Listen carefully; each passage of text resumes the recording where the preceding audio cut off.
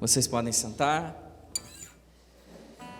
Nós estamos quase chegando aí na reta final dessa nova série nos nossos encontros presenciais. Iniciamos com essa série Encontros com Jesus e tem sido muito especial, pelo menos para mim, a pregar sobre elas. Sou abençoado, obviamente, quando estou meditando, escrevendo sobre elas. E hoje não será diferente. Nós temos falado sobre esses encontros mais emblemáticos de Jesus, com esses personagens que nós temos narrado nos evangelhos. E hoje eu gostaria de conversar com vocês, de refletir com vocês acerca do encontro que Jesus teve com os seus primeiros discípulos, que não eram discípulos, eles eram meninos que inclusive tinham sido rejeitados por algum tipo de sistema no contexto rabínico e cultural da época. Hoje eu gostaria de compartilhar acerca do como Jesus ele dá significado para a sua vida, de como Jesus ele ressignifica a sua vida, o que ele faz com você, o que ele faz com a sua história a partir do momento que ele tem esse encontro com você. Você já teve aquele tipo de encontro onde você recebe um convite e esse convite ele é irrecusável? Que você não precisa pensar muitas vezes antes de dizer sim, Isso já está pressuposto que ao convidá-lo para uma oportunidade tão boa, você não precisa pensar muito acerca disso. Você lutou muito, por exemplo, para ter um emprego, uma oportunidade de emprego, você estudou muito para isso, você se preparou para isso e você foi rejeitado algumas vezes. Algumas vezes as portas se fecharam para você, até que um dia alguém lhe convida diretamente para aceitar essa proposta de emprego, esse curso, ou seja lá como for, e você nem diz sim, você se levanta e vai. Alguém já provou esse tipo de oportunidade? Alguém já recebeu esse tipo de convite? Alguém já disse sim para uma oportunidade como essa? Algo que você batalhou bastante? Por exemplo, um exemplo que eu tenho bem marcante disso é quando a Elô disse sim para mim, quando ela aceitou namorar comigo. Eu já estava há tanto tempo orando para que isso se tornasse uma realidade, que quando ela disse sim, eu não tinha nenhuma dúvida de que era de Deus, Aquela coisa imediata, sim, imediata.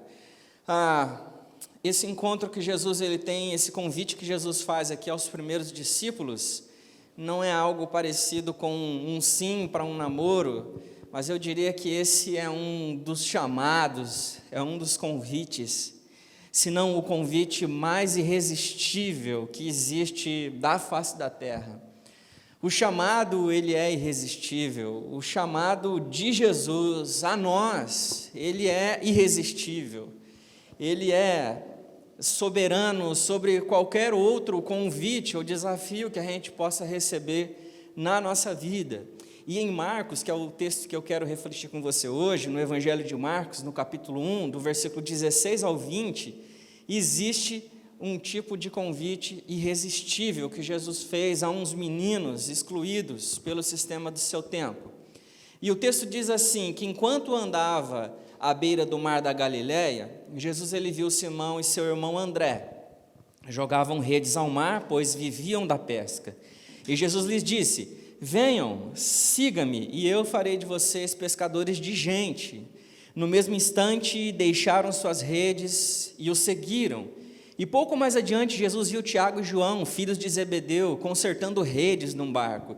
Chamou-os de imediato e eles também o seguiram, deixando seu pai Zebedeu no barco com os empregados. É um tipo de narrativa. Esse texto é narrado de forma que não existe brecha para contestar. Jesus disse: venham, e eles foram. Ao primeiro momento que Jesus encontrava e convidava a esses meninos, eles diziam sim. E observe os elementos importantes deste texto. Eles estavam pescando, em algum lugar pescando, no outro lugar eles estavam consertando, eles estavam arrumando o seu equipamento de pesca, consertando redes num barco. Esse é o cenário em que Jesus ele convida esses meninos. Veja que Jesus, ele tem um encontro com jovens meninos, futuros discípulos, que viviam à margem da sua vocação. E eu quero falar um pouco sobre esse contexto, antes de aplicar isso à sua realidade, à sua vida, à nossa vida. E por volta dos 14 anos de idade, 14, 15 anos de idade, no final do que era chamado de Bet Talmud, somente os melhores dos melhores alunos permaneciam estudando. Você passava do ensino médio, algo como ensino médio, e somente aqueles que eram muito bons passavam de nível, passavam para o próximo nível. A maioria dos alunos, a essa altura, estava aprendendo a profissão da família. Estavam aprendendo, assim como esses meninos, a arte da pesca, essa profissão, a maneira como a família se arrumava para o seu próprio sustento. A gente vê outras profissões no decorrer dos evangelhos, da narrativa, da vida dos apóstolos, do contexto da sua época. A gente vê outros que eram muito bons em fazer tendas, o apóstolo Paulo é mencionado dentro desse contexto, mas os alunos que eram remanescentes, eles solicitavam um rabino conhecido para ser um talmidim, para ser um discípulo. Diferente isso, né? Então, ele terminava e ele ia atrás de um rabino que ele admirava. Era essa a maneira que acontecia. E sempre nós temos a ideia de um discípulo como um aluno, mas um discípulo era mais do que simplesmente um aluno. O alvo do discípulo não era somente saber o que o rabino sabia, era ser exatamente como o rabino. Lembra naquela situação em que Pedro, ele é encontrado na periferia do sofrimento de Jesus, quando ele está sendo levado para ser julgado, para lá e para cá, e que questionam ele acerca da sua identidade com aquele Jesus? Assim, você parece Jesus, né? Você fala como Jesus. A ideia era essa, porque eles andavam tanto com o mestre, andavam tanto com o rabino, que ele falava como, ele andava como, ele parecia com o seu mestre, com o seu rabino. Um aluno se apresenta ao rabino famoso e dizia: rabino, eu quero ser o seu discípulo. Eu quero ser o seu discípulo. E quando o aluno pedia a um rabino para ser um dos seus talmidim, ele deseja então tomar sobre si o jugo do rabino. Lembra que Jesus fala? Tomai sobre vós o meu jugo, aprendei de mim. É porque o discípulo, ele faz isso.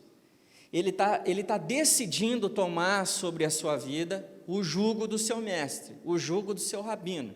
Mas Jesus diz: o meu é leve. O que acontece na nossa relação é suave, não é como esse da cultura, não é esse como do sistema que você está acostumado.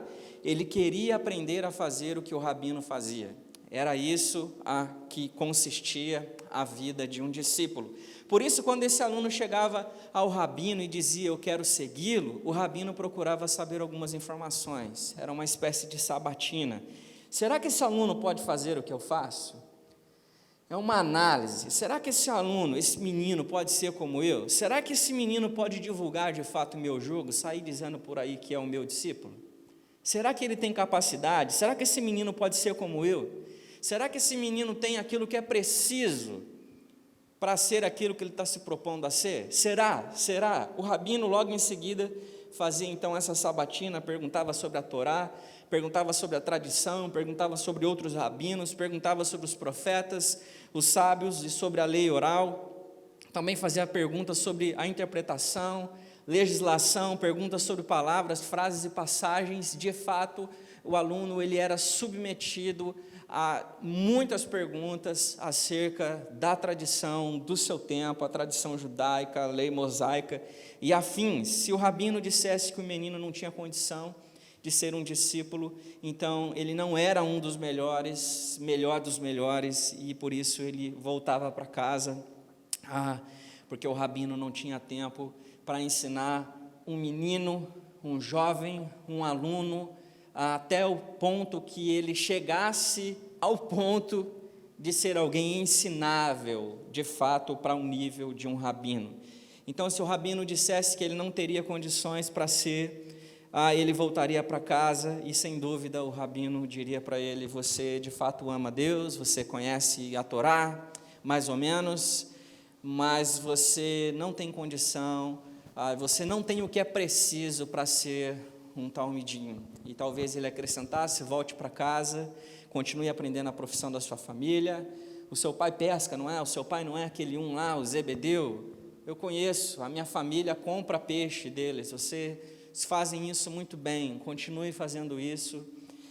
Você faz parte daquela família que constrói tendas, não é? Vocês fazem isso muito bem, continue a profissão, vá ser um ferreiro, vá ser um marceneiro. A gente vê esses tipos de profissão que eram de pessoas que não eram os melhores dos melhores para ser um discípulo, para ser um talmidim, mas ele era alguém que poderia seguir a profissão da sua família, continuar, e que não era um problema para a sua época. Talvez isso resolvesse muita coisa.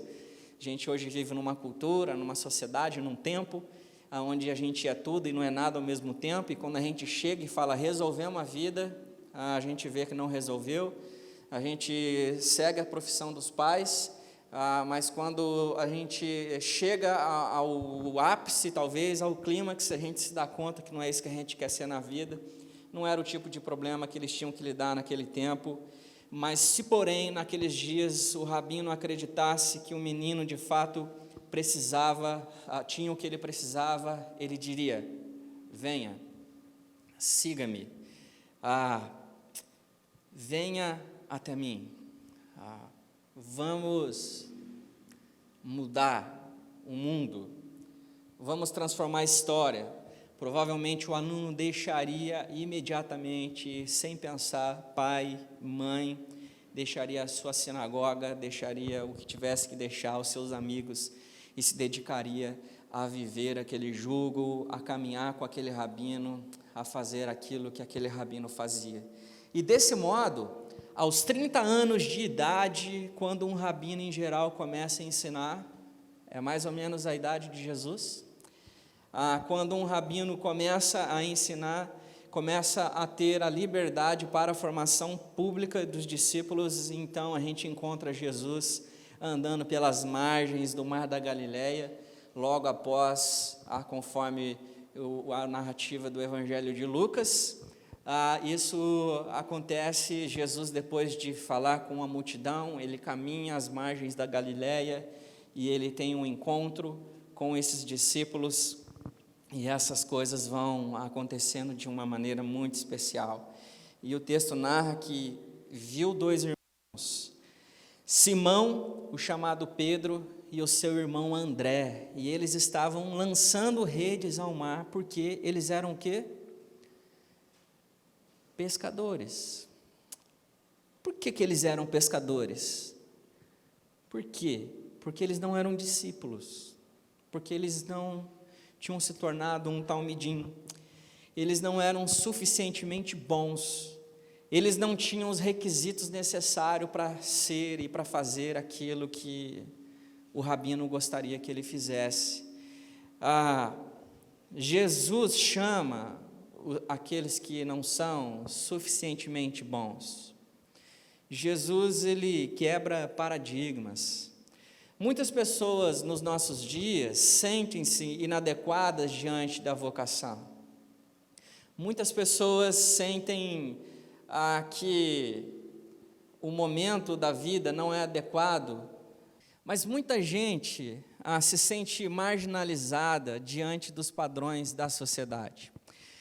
E antes que a gente pegue toda essa questão e a gente transforme ela numa situação simplista, é preciso compreender que nos nossos dias, quando nós nos sentimos inadequados, isso não tem muito a ver com aquilo que Jesus diz sobre você. Não tem a ver com o chamado dele para a sua vida, mas tem a ver com a maneira como nós lidamos, com como nós dialogamos com as questões do nosso tempo, com os problemas que são contemporâneos, com os problemas que nós enfrentamos diariamente, os problemas sociais, os problemas culturais, a maneira como enxergamos, a lente pela qual nós enxergamos. Muita gente se sente marginalizada diante dos padrões da sociedade, por consequência da religiosidade desenvolvida em torno dessa cultura, e nós não encontramos, nós não conseguimos identificar a voz do mestre que diz: vem. Nós não conseguimos. A cultura de consumo, por exemplo, ela nos cerca, essa cultura que nos cerca, ela nos insere numa centrífuga que é caracterizada pelo constante incentivo à aquisição, à contínua de bens de serviço. Aí você pergunta para mim, o que essas coisas têm a ver?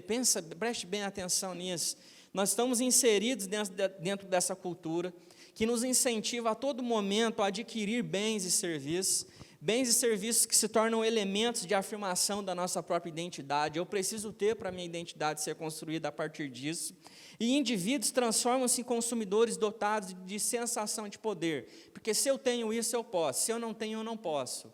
Olha como isso é prejudicial para aquilo que Jesus diz sobre nós. Quando Jesus diz vem, a gente confunde, porque quando Jesus diz vem, nem sempre essa coisa é dotada de alguma coisa que me dá poder. Nem sempre essa coisa é dotada de uma coisa que me faz parecer bem, que me faz parecer legal diante daquilo que é a sociedade a qual estou inserido. Então, algumas das grandes consequências dessa cultura do consumo são a busca pelo ter indeterminado do ser. Então, eu tenho, se eu tenho, eu sou.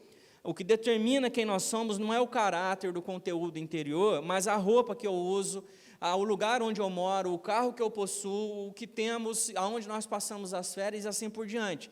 E eu não estou dizendo para você que você não pode ter essas coisas, mas é quando essas coisas passam a determinar a nossa identidade.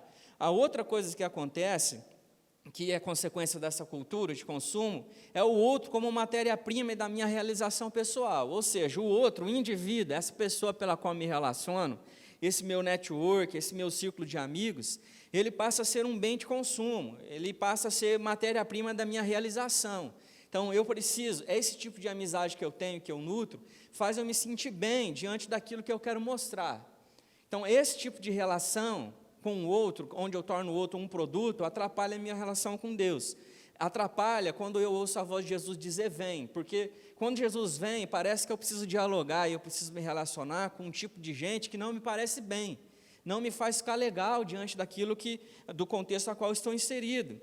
A outra característica é a insaciabilidade gerando relacionamentos descartáveis. Ou seja, enquanto o consumo ele é esse fator natural, em certo sentido, porque nós precisamos consumir para suprir as nossas necessidades básicas, para o nosso corpo e psique, e etc. Então, eu preciso descartar os relacionamentos, porque esse relacionamento ele não me serve mais. Enquanto mais se tem, mais se deseja. Os bens adquiridos, as realizações possuem um prazo de validade muito curto. A minha satisfação é rapidamente dissipada quando o outro ele passa a gerar em mim insatisfação. E isso está implícito em todas as nossas relações, principalmente dentro daquelas a qual nós assumimos, dentro dos valores e princípios cristãos, que seríamos fiéis até a morte, até que a morte nos separe ou coisa do tipo. Coisa que a gente não fala mais.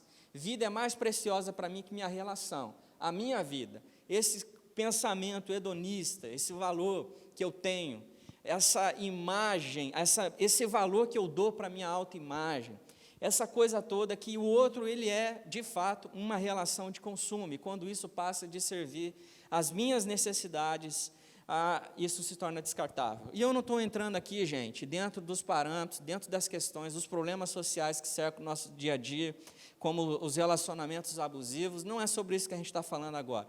Mas fica para nós aqui, que esse tipo de relação é uma relação que prejudica, inclusive, o nosso discernimento sobre a voz de Jesus quando Ele diz vem.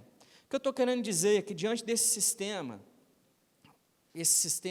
a qual às vezes nós nos sentimos marginalizados, às vezes, essa relação de consumo que nós temos, inclusive com a voz de Deus, essa relação que nós temos com o outro, faz a gente se sentir inválido, inadequado, faz a gente sentir que a gente não pertence a essa coisa. Esse sentimento de não pertencimento nem sempre tem a ver com a voz de Deus, mas tem a ver com a maneira como eu relaciono com o ambiente a qual estou inserido. A nossa resistência a dizer sim à voz de Deus não ecoa dos céus, mas dessa nebulosidade a que a cultura promove, a qual nós estamos inseridos. Não somos delas, mas nós estamos inseridos nelas.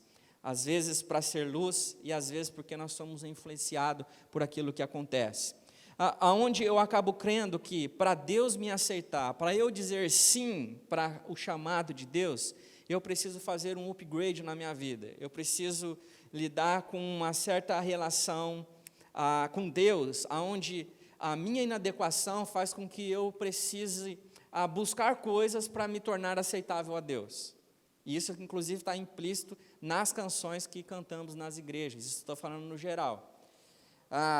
O pessoal da música tem um trabalho muito grande, porque a gente fica a todo momento olhando as músicas e vendo o quão saudável teologicamente essas canções são, porque a gente às vezes não percebe o quanto isso tem influenciado a nossa relação de consumo com Deus, com a voz de Deus. Então a gente se sente inadequado diante do chamado de Jesus, porque quando Ele chama, parece que a conta não bate. Eu vou ter que perder coisas que me tornam socialmente aceitável. Se eu tiver que deixar isso acontecer na minha vida, isso vai alterar o meu status. Isso acontece muito na relação, no primeiro contato que Jesus tem com as pessoas, quando elas estão começando a se relacionar com este mundo chamado igreja, com essa atmosfera aqui chamada povo de Deus. Porque a gente parece que tem que deixar uma série de coisas para se tornar aceitável. A gente tem que eliminar uma série de pecados na vida para se tornar aceitável. E é muito interessante, porque quando se trata da graça de Deus, nunca se trata sobre a minha capacidade de me tornar aceito, porque eu sou inaceitável por causa do meu pecado.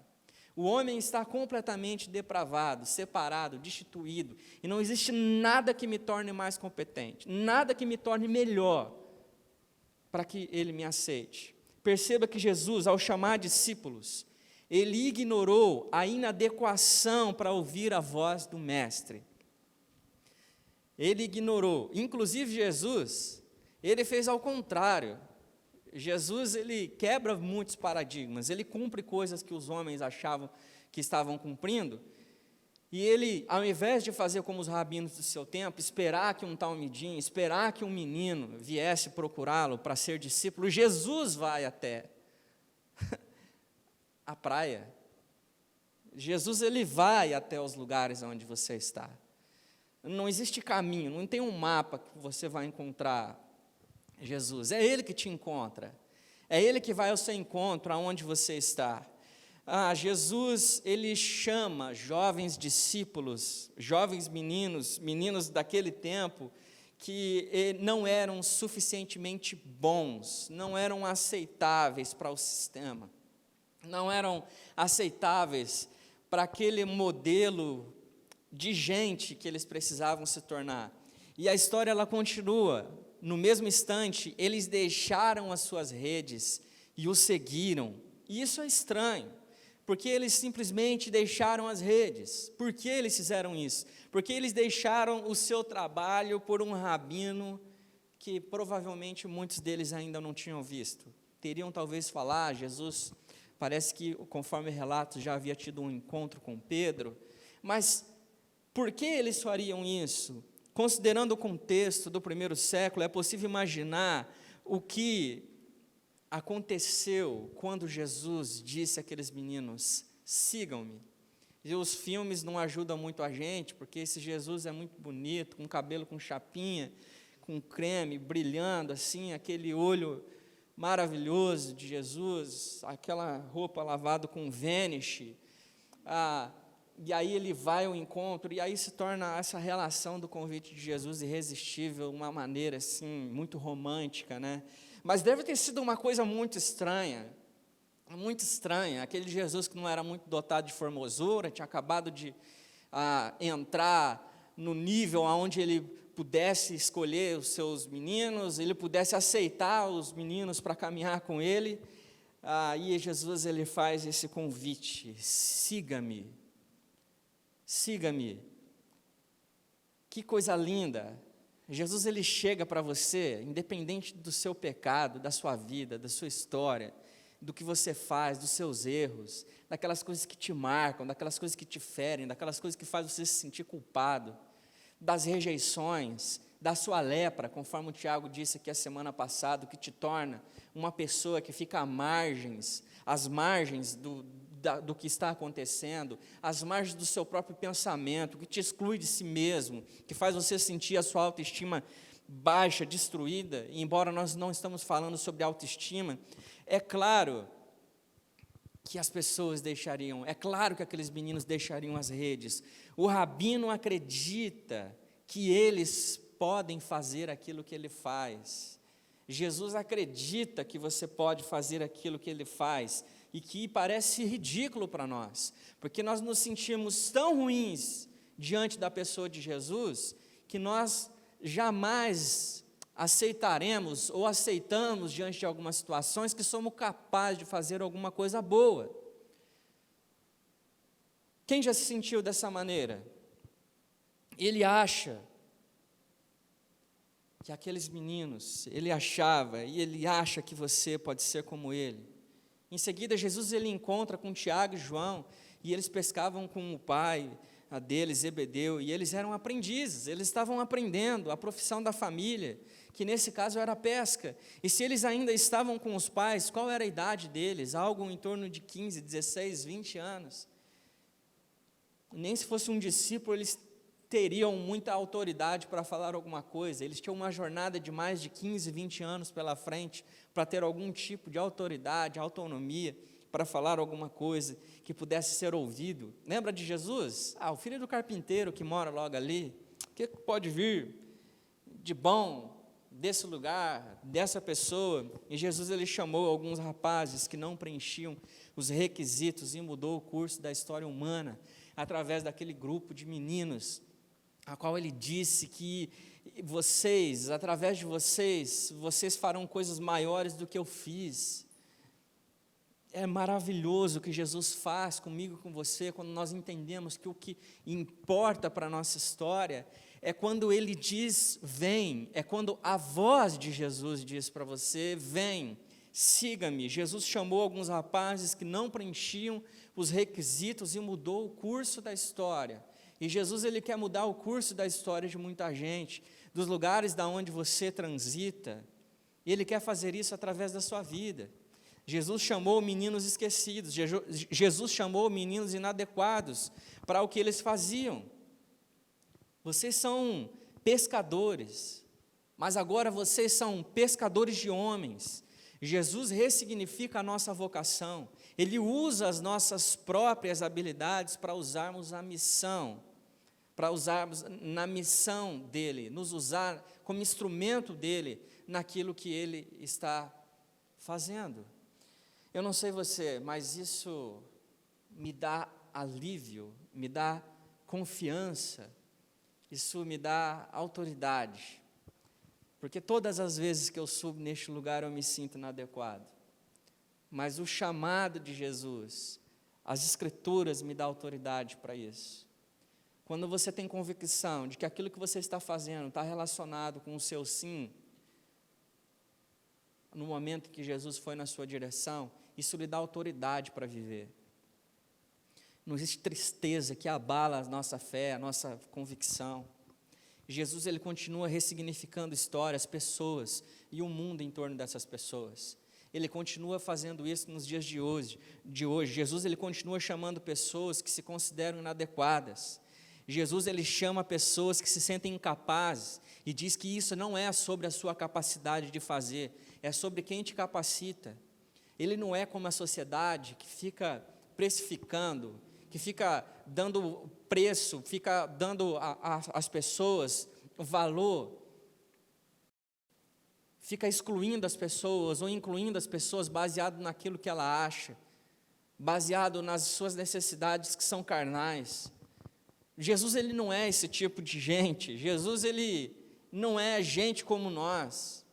É aquele que deixou toda a sua glória, imergiu na história, dissipou a escuridão. Ele imergiu na sua vida, na minha vida, na nossa história e trouxe luz para que a gente parasse de se submeter a esse tipo de cultura. Nós vivemos uma contracultura. O pecado está aí, mas ele está aqui também. O reino de Deus é chegado. O reino de Deus é agora, é aqui. Ele trouxe luz, ele chama pessoas que não são especialistas em pesca, gente que sabe tudo sobre a área. É interessante, porque quando Jesus ele se relaciona com o apóstolo Pedro, com o Pedro antes de ser apóstolo, aquele menino especialista, talvez mais experiente deles, e ele já estava a noite toda pescando, e Jesus vai na direção dele, enquanto ele já estava aguardando tudo, e ele diz assim: jogue do outro lado, jogue mais fundo. Olha o que Jesus faz comigo e com você. Ele pega essas coisas que a gente acha que a gente sabe, que a gente é bom, essas coisas que colocam a gente numa posição social, numa prateleira de consumo em destaque, e ele diz assim: eu sei sobre tudo. Não é sobre o que você sabe, não é sobre o que você é capaz, o que você é incapaz de fazer. É sobre o que eu quero que você faz. Eu sou soberano.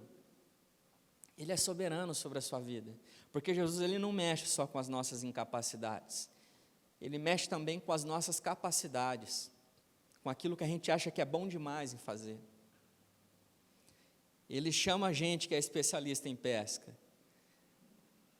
Mas lembrando que esses meninos que eram especialistas em pesca, eles eram meninos também, não aceitos. Ele te chama e diz: eu sou especialista em colocar você no lugar certo. Não sei como é que está o seu coração, a sua história, qual é o seu contexto, o que é que você está vivendo nesses dias, mas é o fato, existe uma verdade, de que Jesus, ele tem dito para você que existe um lugar certo. Existe um lugar certo. Eu diria também que existe um tempo certo. Ele diz para você que é especialista em pegar pessoas que se sentem inadequadas e transformá-las em pessoas adequadas para os propósitos que são divinos. Eu me senti inadequado em 2016, quando eu precisei tomar a decisão de vir para cá. Eu já contei isso um monte de vezes. Mas eu me senti muito inadequado. Não que eu me sinta muito adequado hoje. Mas até o final de 2015, eu não me imaginava, não me via saindo da minha cidade. Não me via. Mas em 2016, no início de 2016, eu me senti inadequado. Me senti inadequado no lugar em que eu estava e me senti inadequado na possibilidade de que Deus estava me chamando para algo que eu não sabia o que era. Eu me senti inadequado de novo em 2017, estou falando das mais marcantes, quando eu chego aqui em dezembro de 2016 e passo dezembro, janeiro e fevereiro, metade de fevereiro com o Maica, um dos pastores aqui, e o Maica vai embora com a sua família, e eu fico aqui,